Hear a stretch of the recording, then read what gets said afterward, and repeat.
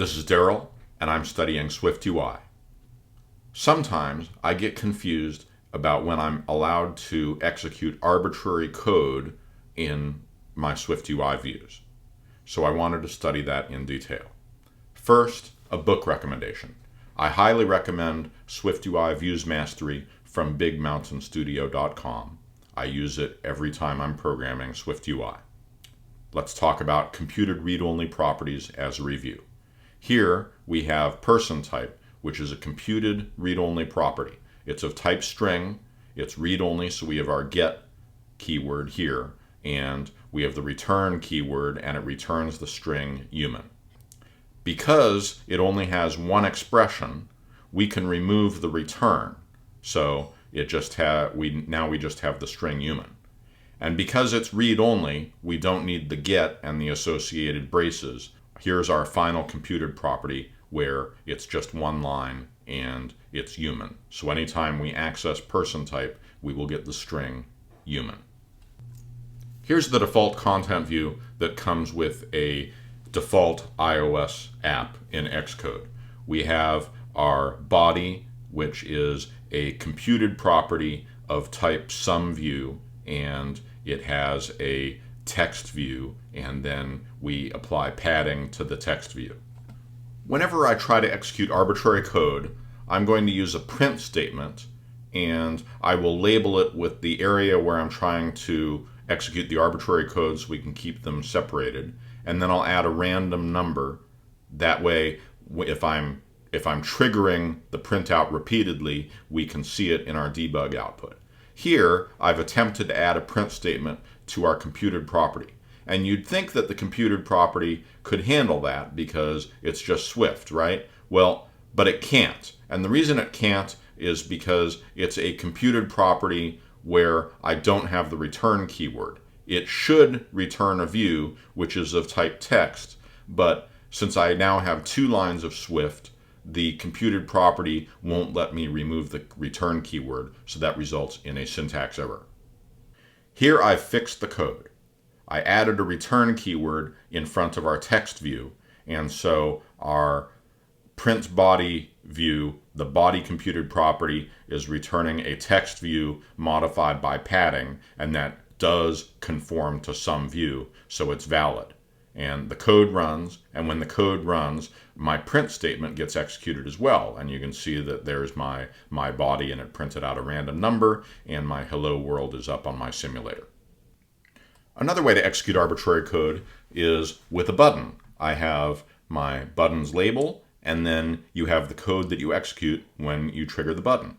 In my case, I've created a count state variable, and I'm incrementing it each time I press the button.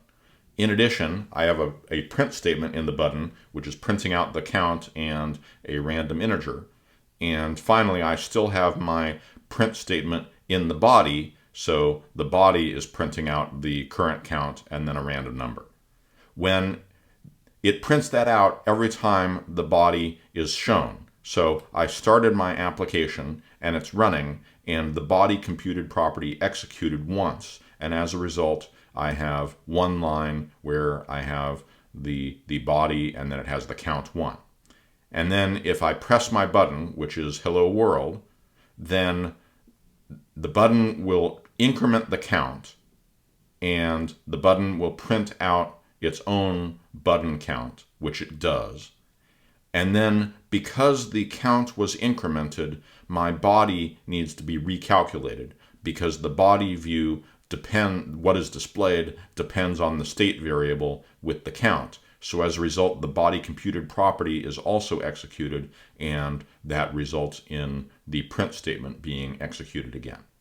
As a reminder, the only reason this print statement is working inside my body is because I have a return statement on my button, and so the body is returning a button, which is a type of view. Another place you can execute arbitrary code in your SwiftUI view is in your initializer. So I've added a print statement to my initializer, and I've executed my program.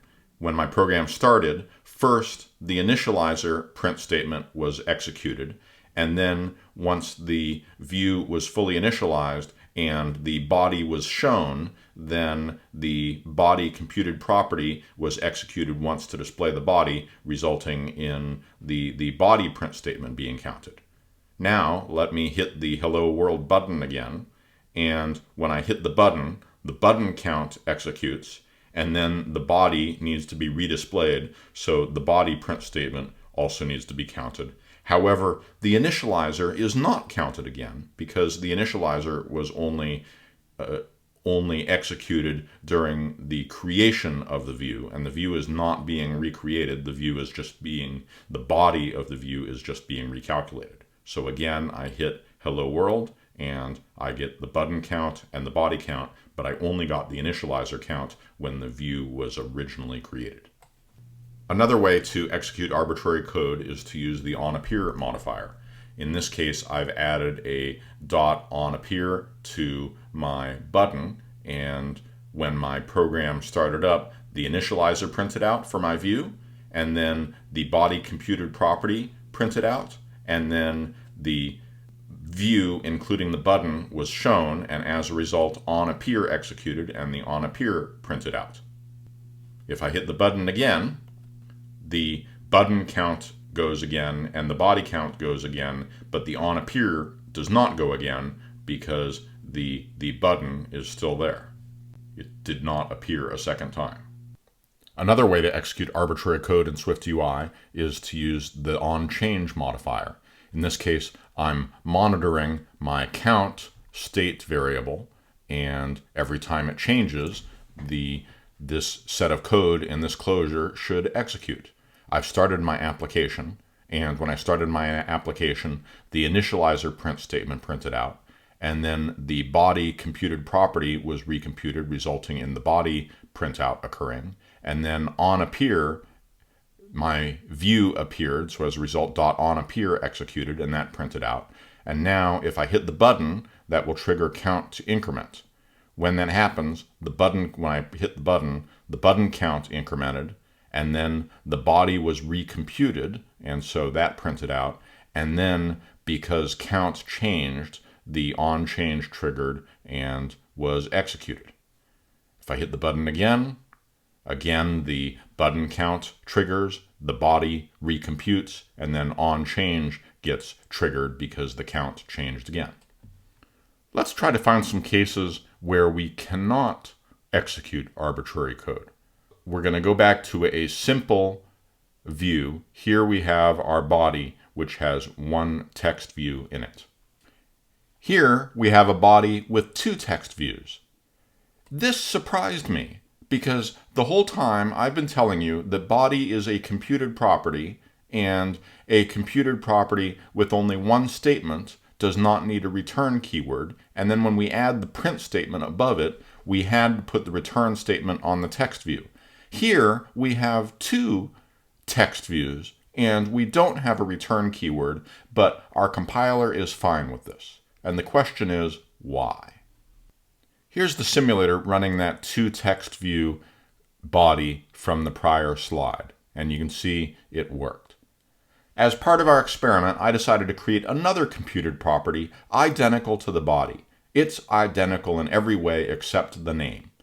It's var sol SumView, and then it has two text views in it. And suddenly, even though it looks the same, the compiler is showing it as an error. Why is sol being shown as an error while body is not an error? I option clicked on View, and I found the protocol for View. And the protocol for View has the body requirement, but it has this ViewBuilder property, which is a type of result builder at the start of it. Looking up the documentation for ViewBuilder, what ViewBuilder will do is it will assemble views on your behalf out of multiple views. And it has multiple build block functions which will assemble a view out of 0 through 10 empty views. So in the case where I had two views, it will assemble them together and create one tuple view. Even though I didn't have ViewBuilder in my source code, the ViewBuilder was implied as long as the computed properties type was named body and I was inside a view. The implied automatic ViewBuilder for body is why I had different behavior between my body and soul computed properties. And in fact, I can make the behavior exactly the same by manually adding ViewBuilder to my soul computed property, eliminating the compiler errors. Here's a more complicated example where the ViewBuilder is helping us. Here I have my body, and I've temporarily commented out a VStack. We'll get back to that in a minute. And I have an if-else statement. And I randomly generate a bool, so I might return one text view, or I might return two text views, and then after that I have my button. And if I run, then it works. In this case, it chose false, and I got my two false text views. Here I've uncommented an identical soul computed property. It's identical to the body, which works above, but this one is not working. Part of the reason it is not working is because it does not have the implied ViewBuilder. I uncommented my VStack on both body and soul, so body and soul are now identical again, and both of them work. Both of them compile. I option clicked on VStack and went to its definition, and you can see that the initializer for VStack has a built-in ViewBuilder where it's doing the ViewBuilder magic on its content. So even though my soul computed property didn't have the built-in ViewBuilder that the body computed property does, as soon as I added the VStack brought its own ViewBuilder, and anything inside the VStack could be constructed using the ViewBuilder functions. Going back to our original purpose, where can we execute arbitrary code? It's very tempting to add a print statement right above this if-else. It feels like I'm executing arbitrary code by using these Swift conditionals inside of my views. I could even use switch statements. I can use ternary operators. But as soon as I put in a print statement, it fails. And why does it fail? Well, part of the reason it fails is because VStack is a view builder, and a view builder has this build block function where it can take C0 and C1 and create a tuple view out of it, but C0 and C1 have to be a view. Print is not a view, so I can't put a print raw inside a VStack, even though it looks like code because I have these braces that look like I have a set of code. It's really a view builder that is creating compound views out of other views, and print is not a view. On the other hand, these if-else statements, it's just returning views. So it's okay to have if-else. It's okay to have ternary operators. It's okay to have switch statements inside a view, inside your VStack, as long as what they're returning are views, because the view builder can take those views and assemble them.